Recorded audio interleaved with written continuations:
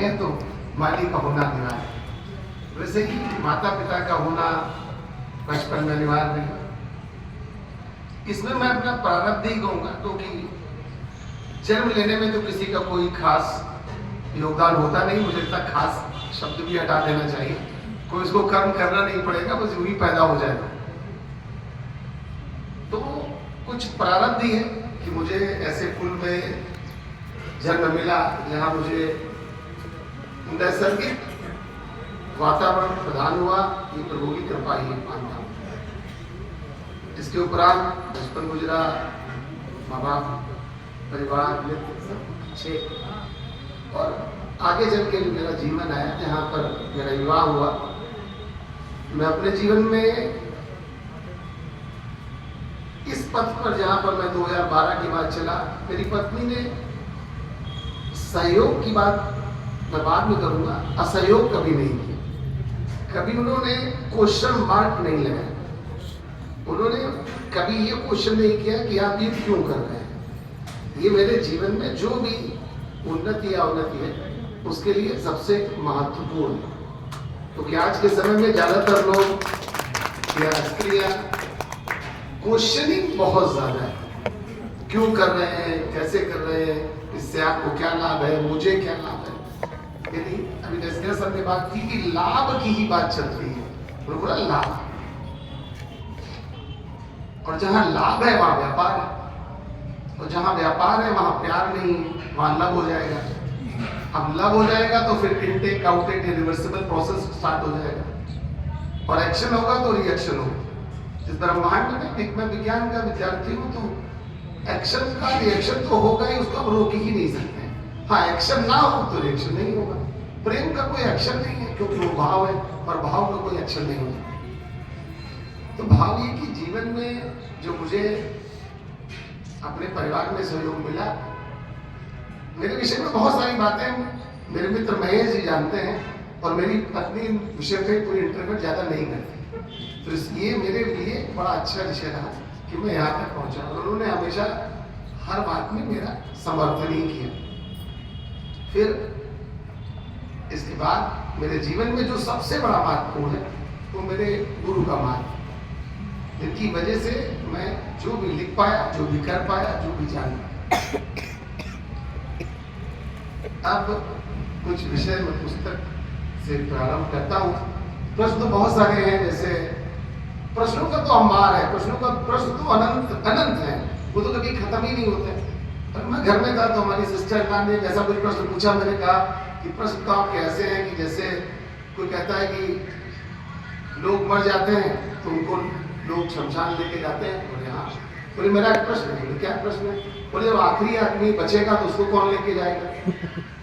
ये प्रश्न है, ये अपने आप में एक प्रश्न है कि जब आखिरी व्यक्ति बचेगा तो उसको कौन। तो ये प्रश्न अंतहीन है, और प्रश्नों के दौड़ में कुछ रखा नहीं। आप केवल प्रश्न करते रहिए, दौड़ते रहिए, तो अंतहीन है, उसको भी खत्म नहीं होता। खैर, ज्ञान से बात शुरू की थी सर ने, ज्ञान की बात को शुरू करता हूं। ज्ञान केवल नॉलेज नहीं है, ज्ञान वो ज्ञान नहीं है। अगर आप ज्ञान की बात करते हैं तो फिर गीता के ज्ञान की बात करें। गीता का ज्ञान वो ज्ञान नहीं है। आप संसार का सारा ज्ञान भी जान लें, पहले तो आप इस कानपुर को नहीं जानते, फिर यूपी को नहीं जान पाएंगे। अगर पृथ्वी की बात करें तो हम पूरी पृथ्वी में जितना ऊपर का तल है, शायद उसमें हम 8 या 9% जानते हैं, बाकी नहीं जानते हैं। और जल के भीतर का जो हिस्सा है उसको शायद 0.01% जानते हैं, जहां तक कि विज्ञान की दृष्टि जाती है। यदि पृथ्वी को भी नहीं जानते, मान लीजिए आपके पास कोई सुपर पावर आ जाए और पूरी पृथ्वी को आप जान लें, फिर पूरे ब्रह्मांड को भी जान जाए, तो फिर आपको लगेगा अब हम सब जान लें, क्योंकि ब्रह्मांड के बाद तो कुछ है ही नहीं। लेकिन ज्ञान की शुरुआत उसके बाद होती है, समस्या यहां से शुरू होती है। भगवान कृष्ण गीता में कहते हैं इदम एकांशे, ये जो एकांश है मेरे अंश से, अहम एकांशे इदम कृष्णम जगतम तम विष्टभ्य स्थिता, मेरे छोटे से अंश से संपूर्ण जगत व्याप्त होता है। अब जरा कल्पना करिए कि उनके अंश से जगत व्याप्त होता है। अगर आप पूरे संसार को जान भी लेते हैं तो भी उनको नहीं जान पाते हैं, उनकी बनाए संसार को जान जाएंगे, उनको तो तब भी नहीं जाना।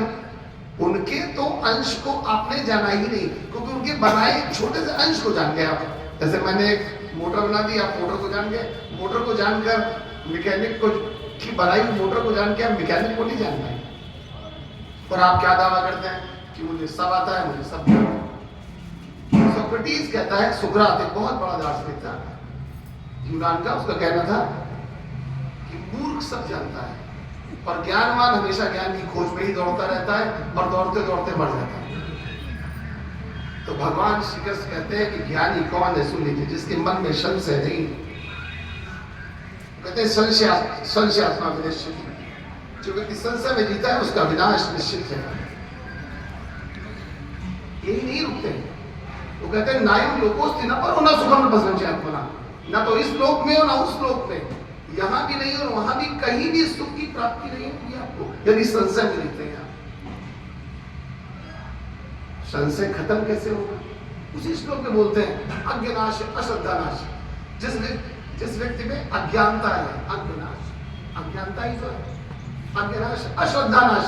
अज्ञानता है तो श्रद्धा भी नहीं होगी, क्योंकि ज्ञान आएगा ही तभी जब श्रद्धा है आपके मन, क्योंकि श्रद्धावान लभते ज्ञान, श्रद्धावान को ही ज्ञान का लाभ मिलेगा। कर्ण ने ज्ञान ले लिया अपने गुरु से, ब्रह्मास्त्र सीख लिया उसने, परंतु उस ब्रह्मास्त्र का जो लाभ था वो कुरुक्षेत्र में नहीं मिला, क्योंकि वो छल से सीख लिया था।